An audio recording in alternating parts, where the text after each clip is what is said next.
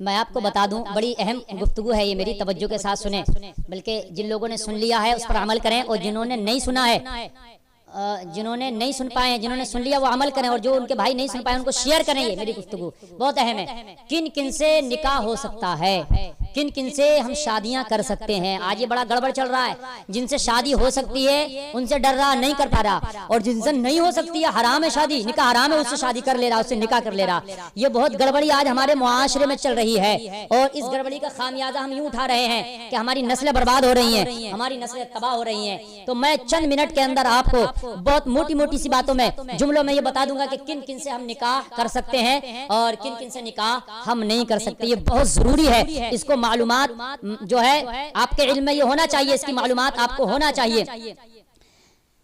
कुरान शरीफ के अंदर चौथा पारा और चौथे पारे की आखिरी आयत है जो मैं आपके सामने तिलावत कर रहा हूँ। हुर्रिमत अलैकुम उम्महातुकुम व बनातुकुम व अखवातुकुम व अम्मातुकुम व खलातुकुम व बनातुल अखी व बनातुल उख्ती व उम्महातुकुम अल्लाती अरदानकुम व अखवातुकुम मिनर रदाअति व उम्महातु निसाइकुम व रबाइबुकुम अल्लाती फी हुजूरिकुम मिन निसाइकुम अल्लाती दखलतुम बिहिन्न फला जुनाहा अलैकुम व हलाइलु अबनाइकुम अल्लदीना मिन अस्लाबिकुम व अन तजमउ बैनल उख्तैनि इल्ला मा क़द सलफ इन्नल्लाहा काना गफूर रहीमा।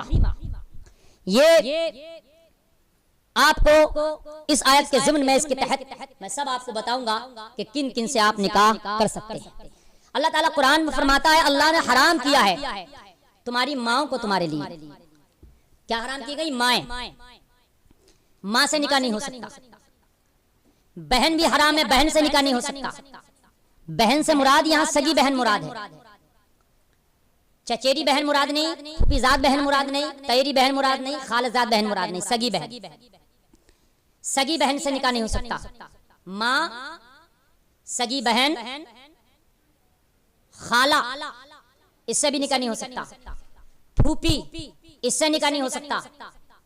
भतीजी, इससे निकाह नहीं हो सकता। भांजी, इनसे निकाह नहीं हो सकता। दूध की शरीक बहनें, यानी जो रजाई बहन है, सगी तो नहीं है लेकिन जिसका दूध तुमने पिया उसी का दूध उसने पिया, तो वो रजाई बहन हो गई, इससे भी निकाह नहीं हो सकता। अच्छा, जिस औरत से आप पैदा तो नहीं है लेकिन तुम्हारी रजाई माँ, तुमने उसका दूध पिया है, उससे भी निकाह नहीं हो सकता। रजाई माँ से भी, जिसका दूध पी लिया। ऐसे ही दो सगी बहनों को एक वक्त में आप नहीं कर सकते शामिल। समझ रहे हैं आप? दो सगी बहनों को भी। सुतेली बेटी से, यानी जिस औरत से आपने निकाह किया उसके साथ कोई लड़की भी आई तो वो तुम्हारी सुतेली बेटी हुई, जो तुम्हारी गोद में परवरिश पाई, परवान चढ़ी, तो उससे भी नहीं। अगर उससे खिलवत हो चुकी है, उस बीवी से जिससे आपने निकाह किया उसके साथ लड़की आई, उससे अगर आपने जिमा कर लिया, खिलवत हुई है, तो आप उस सुतेली बेटी से निकाह नहीं कर सकते। हाँ, अगर आपने तलाक दे दिया या उसका इंतकाल हुआ और उस बीवी से आपकी खिलवत नहीं हुई थी, तो उसकी सुतेली बेटी, उसकी बेटी से आप, जो आपकी सुतेली बेटी हुई और उसकी सगी बेटी हुई जिससे आपकी खिलवत नहीं हुई थी, जिमा नहीं हुआ था, फिर आप उससे निकाह कर सकते हैं। ऐसे ही अपनी नस्ली बेटों की बीवियों से, नस्ली बेटों की बीवियों जैसे पोते, परपोते की बीवी, पोते की बीवी से निकाह, बेटे की बीवी, इससे निकाह नहीं हो सकता। ऐसे ही बीवी की माँ, उससे निकाह नहीं हो सकता। समझ लें आप, उससे निकाह नहीं हो सकता। जिसको सास कहिएगा, सास से भी निकाह नहीं हो सकता। इनसे निकाह हराम है। अच्छा, फूफी की बेटी से निकाह हो सकता है, मामा की बेटी से भी निकाह हो सकता है, खाला की बेटी से भी निकाह हो सकता है, चाचा की बेटी से भी निकाह हो सकता है, ताया की बेटी से भी निकाह हो सकता है। ऐसे ही भाई बहन की बेटी से, भांजी से निकाह नहीं हो सकता।